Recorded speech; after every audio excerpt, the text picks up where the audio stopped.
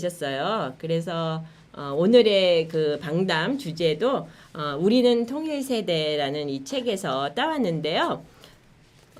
선생님 이게 몇 번째로 내신 책이죠? 두 번째. 두 번째. 네. 첫 번째로 내신 책은 여기 북맹 탈출 평양 이야기. 예.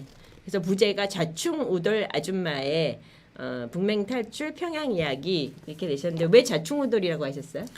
제가 이제 처음 북을 가게 된 거는 호기심에서 갔거든요. 도대체 말을 할 말도 없고 근데 궁금했어요. 그래서 갔는데 그러니까 저는 솔직한 아줌마니까 말을 못 참는 아줌마니까. 그러니까 북에 가시게 된 건 어떠한 자격으로 가신 거죠? 처음에는 이제 그 8.15 행사, 6.15 행사 실무로 갔는데 8.15, 6.15 네, 실무 행사를 만들기 위해서 행사 이렇게 총괄? 갔는데 몇 년도였죠? 그게 2001년도였죠. 근데 네. 만났는데 할 말이 없다는 게 내한테 충격이었어요. 그러니까 우리는 같이 살아본 적이 없어서 같이 이렇게 교감대가 없구나라는 것 때문에 네, 예. 일상적으로 가서 뭔가 같이 일을 해봐야 되겠다 행사 말고. 네. 그래서 이제 이게 새로 결의 하나를 만들고 인도 지원이라는 걸 계기로 해서 결의 하나를 만드셨어요. 네, 그 이후에 몇 년도예요? 2004년도에 만들었죠. 예. 그래서 이제 그걸 핑계로 북을 가서 이제 북을 다양하게 만나게 됐는데 네. 그때 제가 북맹 탈출이라고 하는 것은 내가 하는 말들마다 북의 비유에 거슬리는 말, 북에서 이해하지 못한 말 이런 말들을 계속 질문을 퍼대고 뭐 이래서 많이 싸웠어요. 그래서 저는 그런 과정에서 북을 좀 이해하게 돼서 좌충우돌이라고. 네, 예. 그래서 요즘 책이 얼마나 안 팔리는데요, 이런 인문서적은. 근데 제가 알기로 이 처음 내신 책이 몇 살까지 찍으셨죠? 한 6,000부까지 찍은 걸로 알고 있어요. 네, 이거는 정말 기적입니다. 통일서적이 1,000부, 2,000부가 아니라 6,000부까지 팔린 책이 이 북맹 탈출 평양 이야기였고요.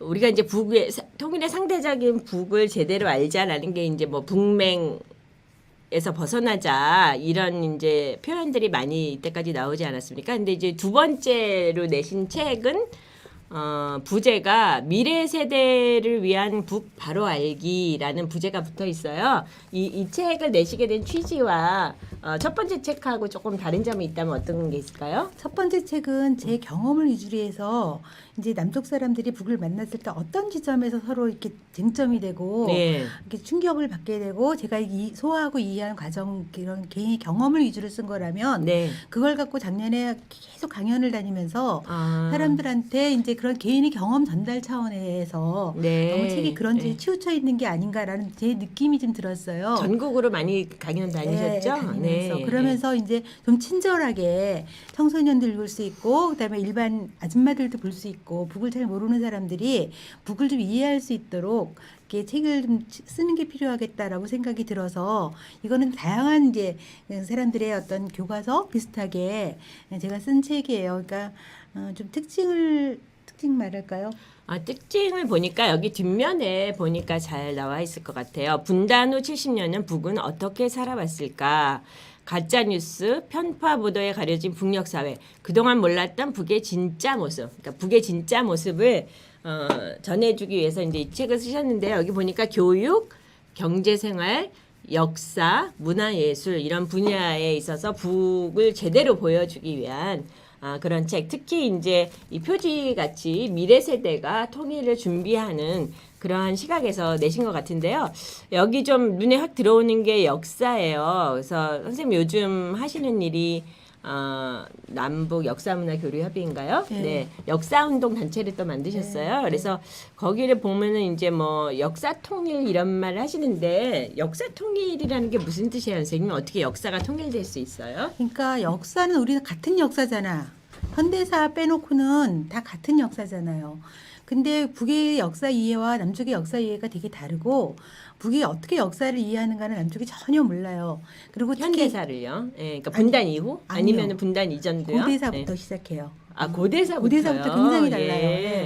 그래서 저는 어떤 우리의 공동의 역사를 갖고 있는 게 통일의 기반이 돼야 되는데 역사 인식이 이렇게 다르면 거기서부터 출발하자라는 생각이었고 특히 이제 독립운동사는 제가 되게 이제 안타까웠던 게 뭐냐면 북도 독립운동했어요. 남도 독립운동했어요. 맞아요. 우리가 북쪽의 독립운동 하나도 모르고. 네, 그 독립운동은 그때 분단되기 전이잖아. 그럼 우리가 아무리 북이 못마땅해도 독립운동을 같이 다뤄야 되는데 왜 그렇게 북의 독립운동은 절대 아는 척하지 않고 또 북도 남쪽 독립운동 별로 그렇게 막 존중해주지 않아요. 저는 그래서 적어도 이게 독립운동만큼은 서로 공유하는 것부터 해야 되겠다. 네, 네, 그런 게 절박함이 좀 있었어요. 네, 사실 이제 작년이 그 3.1운동 100주년이기도 하지만 임시정부 100주년이긴 했는데 북에서는 이렇게 임시정부를 별로 인정을 안 한다. 뭐 이제 이런 말을 들은 적이 있는데 이 책에 보면은 북의 현대사를 알아야 지금 북이 보인다 해가지고요. 북의 그 독립운동사 항일 무장투쟁부터 어떤 그 고비마다 북쪽의 현대사를 잘 알 수 있게 이렇게 쉬운 필체로 써서요. 굉장히 이 책이 미래 세대들한테 보여주고 같이 우리가 통일 시대를 좀 논의하는데 꼭 필요한 책이 아닐까 생각이 돼요. 선생님 이 책도 또 많이 강연을 다니시고 있나요? 코로나 때문에 많이 이제 어렵긴 한데요.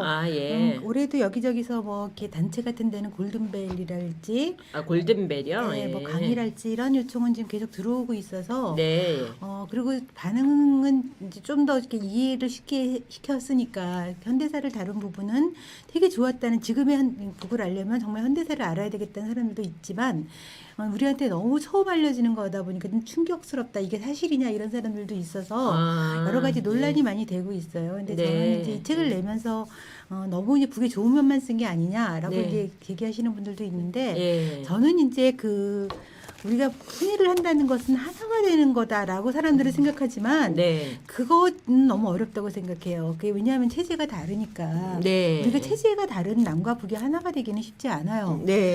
그래서 저는 이제 그 차이를 이해하고 차이를 존중하려는 습관을 우리가 거기서부터 시작해야 된다. 그러니까 저는 이제 남쪽에 북의 의견이 있는 거 다 좋아요. 좋아할 수도 있고 싫어할 수도 있어요. 그렇지만 북의 체제는 이렇게 굴러간다라는 것에 대해서 그들의 선택에 대해서 우리는 존중할 준비가 되어 있어야 되는 거고 그게 지금 방송에 나와서 소위 북한 전문가라는 학자들이 헛소리 거짓말 좀 그만하게 만드는 게 저는 필요하다고 생각하고 그래서 사람들이 이 책을 싫어할 수도 있고 좋아할 수도 있지만 양비론에 빠지지 않고 있는 입장 그들의 입장을 전달하는 것에 강조점을 둔 책이라서 서평이 누가 독자가 달아주신 거 보니까 양비론이 아닌 책은 처음 봤다. 그래요? 그래서 자기 검열이 되게 많이 필요하다. 책을 들려니까 그렇게 서평을 올려주신 분들도 있어요. 그래서 그런 점에서 고민하면서 책을 봐야 된다. 이렇게 쉽게 넘어가지 않을 수 있다. 그렇지만 이 토론할 지점들에 대해서 토론하는 문화 만들어야 되는 거 아니냐. 그게 제가 생각하는 이 책의 어떤 가장 중요한 특징 그렇게 말씀드릴 수 있습니다. 양비론이 아닌 우리 서로의 차이를 좁히기 위해서 북을 제대로 차이를 좁힐 수도 없어요. 인정. 좁히는 차이를 인정하기 위해서. 어떤 사회건 좋은 점과 나쁜 점이 공존하기 마련이다. 이상적인 사회도 절대 나쁜 사회도 존재하지 않는다. 그런데 왜 우리는 북을 뿌연 잿빛의 나라, 가난함과 절망이 흐르는 땅으로 알고 있을까? 그것은 북이 살아가는 방식과 문화가 우리와 다름에도 불구하고 모든 차이를 극단적인 이분법으로 바라보기 때문이다라고 이제 뒷면에 써 있는데요. 사실 그런 것 같아요. 우리가 정말 북을 바라보는 방식이 굉장히 이분법적이잖아요.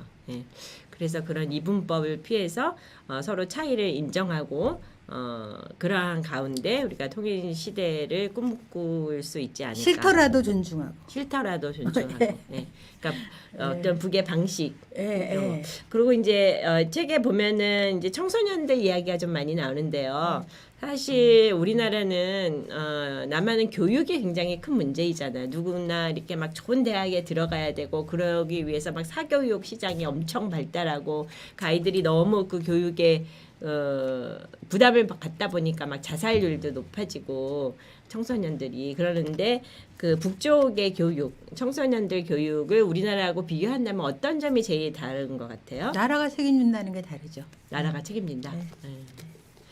그 국가의 입장에서는 그렇고 또 이제 그 배우는 입장에서는 여기 보면은 이제 조선을 위하여 배우자라는 이제 이런 표가 네.